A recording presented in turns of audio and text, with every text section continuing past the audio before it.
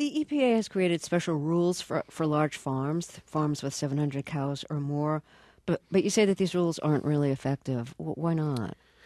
One of the big problems is that under the last administration, there was a change in how the rules were applied, where farms are allowed to self-determine if they're likely to pollute. And if they self-determine that they're not likely to pollute, then they're not regulated. So as a result, there's thousands and thousands of farms that should be regulated and should be policed, but that aren't.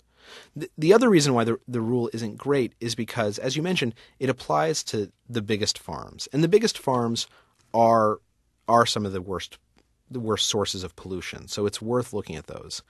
But across the nation, if you look at all the farming land, the biggest farms are a small percentage of it. So right now we have regulations. If one farm has, say, 800 cows, it gets regulated under the Clean Water Act. But if you have 10 farms all right next to each other with 80 cows apiece, none of them are regulated. But it's still 800 cows. It's still probably in the same area of land. And so the problem is that we tend to design our regulations to look for big facilities rather than big sources of pollution. You also have written about coal companies dumping industrial waste into the ground. What are they doing here? This is a problem basically in every state that mines coal. You have to use a lot of water when you mine coal because you take the coal out of the ground and then you have to wash it, and you wash out a lot of heavy metals before you put it on the flatbeds and send it someplace else. And the water that is left over from that washing process, we're talking about millions and millions of gallons per day, has to go someplace. So one of the things that mining companies have done is they've built these large ponds, and they put this stuff called slurry or sludge into the ponds.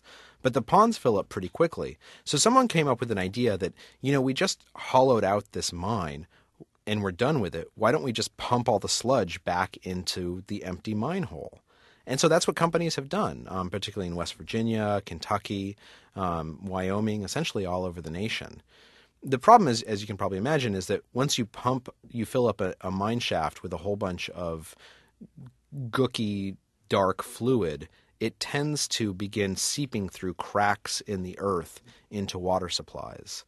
And so some residents in West Virginia that we wrote about contend that their wells have become completely polluted because of this process. And what are some of the symptoms people are getting in this area? It's pretty bad, actually, in this particular area.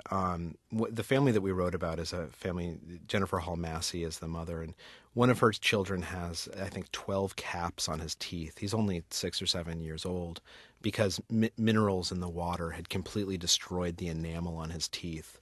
Another one of her son, when he goes in the bath, gets these awful rashes all over his skin that scab up because whatever's in the water, the minerals in the water, are so intense that they basically, destroy the outer layer of his skin.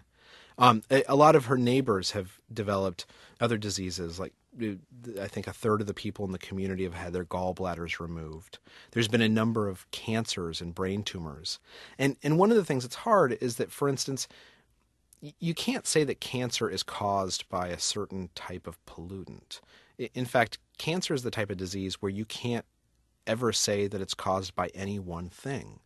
So when these families go into court and they're suing the coal companies right now, they're at a disadvantage because they can't say, we got cancer because of what you put into the ground, because you can't say we got cancer because of anything.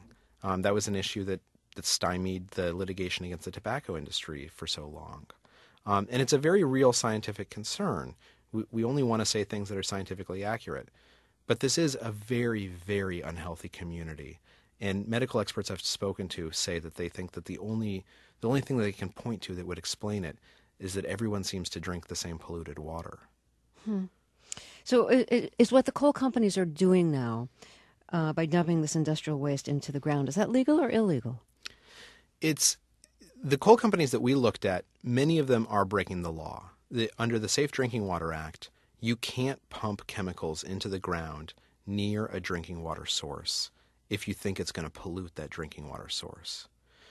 But as we discussed before, a law is only as good as it gets enforced. And so when it comes to West Virginia, even though these companies had been breaking the Safe Drinking Water Act for years and years, and they had been breaking some state laws, and in fact, they had been sending reports to state regulators every single month saying, by the way, we broke the law again. Here's the proof, because they're required to do that by law. The regulators never punished them.